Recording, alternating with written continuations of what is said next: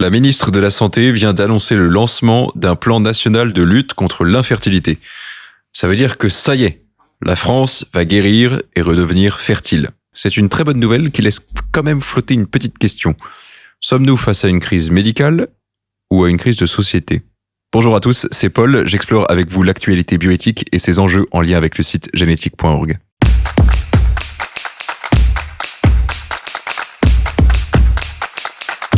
L'infertilité, c'est un grand mot pour désigner plusieurs réalités. Parce que quand un couple ne peut pas avoir d'enfants, les symptômes ne sont pas toujours les mêmes. D'ailleurs, ce plan, il vise à faire quoi exactement ? Mieux prévenir ? Mieux orienter ? Mieux soigner ?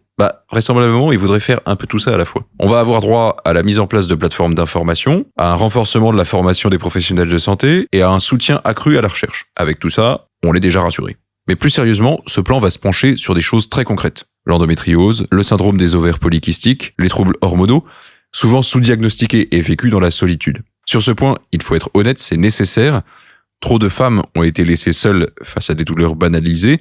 Trop de couples ont navigué à vue. Le plan ambitionne aussi de faciliter l'accès à la PMA, d'améliorer l'accompagnement médical et de faciliter davantage l'autoconservation des ovocytes. Avec une idée claire, si la fertilité devient fragile, la médecine doit être plus performante. Parce qu'il y a un enjeu derrière ce plan. La natalité française chute. L'infertilité a des conséquences sociales, économiques, démographiques. Une société qui vieillit doit se poser la question de la transmission. Sur le principe, reconnaître la souffrance et organiser une réponse publique, c'est une bonne chose. Mais quand on regarde de plus près, quelque chose interroge. Le cœur de la réponse proposée est essentiellement technique. Plus de dépistage, plus de suivi médical, plus de solutions biomédicales. Comme si le problème était d'abord un problème technique d'organes défaillants. Mais dans la réalité, est-ce que c'est vraiment le cas ? L'âge moyen au premier enfant en France est aujourd'hui autour de 29 ans. Or, biologiquement, on le sait, la fertilité féminine diminue dès 30 ans et plus nettement après 35 ans. Il n'y a peut-être pas une épidémie d'infertilité au sens strict, il y a peut-être une épidémie de grossesse tardive. Et ce décalage change tout. Si l'on repousse de plus en plus le projet d'enfant pour des raisons professionnelles, financières, relationnelles ou culturelles, la médecine finit par devenir une béquille pour compenser un choix collectif. Et c'est ici que la question bioéthique commence. Le risque d'un plan centré principalement sur la technique, c'est qu'il traite le symptôme sans interroger la cause. Pourquoi les projets d'enfants se décalent-ils autant ? Pourquoi autant de jeunes adultes peinent à se projeter dans la parentalité ? C'est peut-être pas uniquement une question médicale. Logement inaccessible, instabilité professionnelle, pression économique, culture de la performance, valorisation de l'autonomie absolue. Dans une société où l'on apprend avant tout à se réaliser, l'enfant peut apparaître comme une contrainte, voire comme une perte de liberté.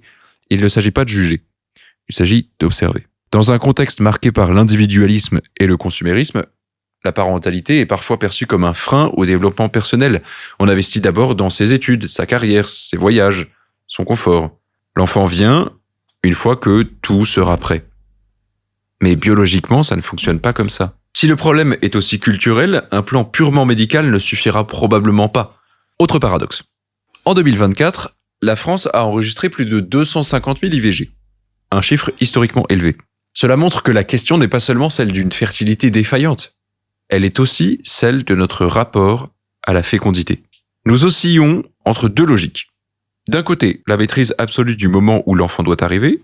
De l'autre, la mobilisation technologique pour faire venir l'enfant quand le corps ne suit plus. Dans les deux cas, la logique dominante est celle du contrôle. Mais la fécondité n'est pas juste un paramètre qu'on bouge avec un bouton. Il y a un angle mort dans le plan, la dimension relationnelle et anthropologique. La fertilité n'est pas qu'une affaire d'ovocytes, de spermatozoïdes ou de statistiques démographiques. Elle touche à notre rapport au temps, à la vulnérabilité, à l'engagement. Une société habitable pour fonder une famille ne se construit pas uniquement dans les laboratoires. Elle se construit dans la stabilité, dans la confiance, dans la possibilité de se projeter à deux. En mettant l'accent principalement sur l'arsenal médical, l'État envoie un message implicite. Si ça ne marche pas naturellement, nous aurons toujours une solution. Alors, c'est très rassurant, mais ça ne peut pas cacher la responsabilité collective. Au lieu de se demander pourquoi avons-nous rendu le projet d'enfant si complexe, on se demande comment réparer biologiquement ce qui ne fonctionne plus. La bioéthique n'est pas anti-médecine, elle rappelle simplement que la technique n'est jamais neutre, elle façonne notre manière de penser le réel. Si l'autoconservation des ovocytes devient la norme pour sécuriser des maternités tardives, On risque d'entériner un modèle où la carrière prime structurellement sur la fécondité biologique. Si la PMA devient la réponse systématique au décalage des projets parentaux, on valide un modèle social qui rend l'engagement précoce de plus en plus difficile. La question n'est pas de refuser les outils, la question c'est quel modèle de société voulons-nous encourager ? Ce plan a quelque chose de précieux, il reconnaît une souffrance réelle. Mais sa limite possible, c'est de croire que la solution sera d'abord technologique. La bioéthique nous invite à poser d'autres questions. La fertilité est-elle uniquement un problème médical ? Quelle place donnons-nous à la parentalité dans nos priorités ? Comment soutenir concrètement les jeunes couples dans leur désir d'enfant, en amont des parcours médicaux ? Quelle vision de l'homme et de la femme se dessine derrière ces politiques publiques ? Si nous compensons toujours plus tard ce que nous avons rendu plus difficile plus tôt, nous risquons de nous enfermer dans une spirale technologique. Oui, mieux informer, mieux soigner, mieux accompagner est indispensable. Mais soigner ne suffit pas si la société elle-même décourage la transmission. La fertilité n'est pas seulement une affaire de biologie, c'est une affaire de conscience, de culture, de solidarité. Peut-être que le véritable plan national ne devrait pas seulement lutter contre l'infertilité biologique, mais aussi contre l'infertilité sociale, celle qui empêche de croire que fonder une famille est encore possible, désirable et soutenu. Et c'est peut-être ce genre de débat qui fait de nous des humains. Retrouvez l'article complet en description de cette vidéo et abonnez-vous à la chaîne Humain pour continuer à décrypter l'actualité bioéthique.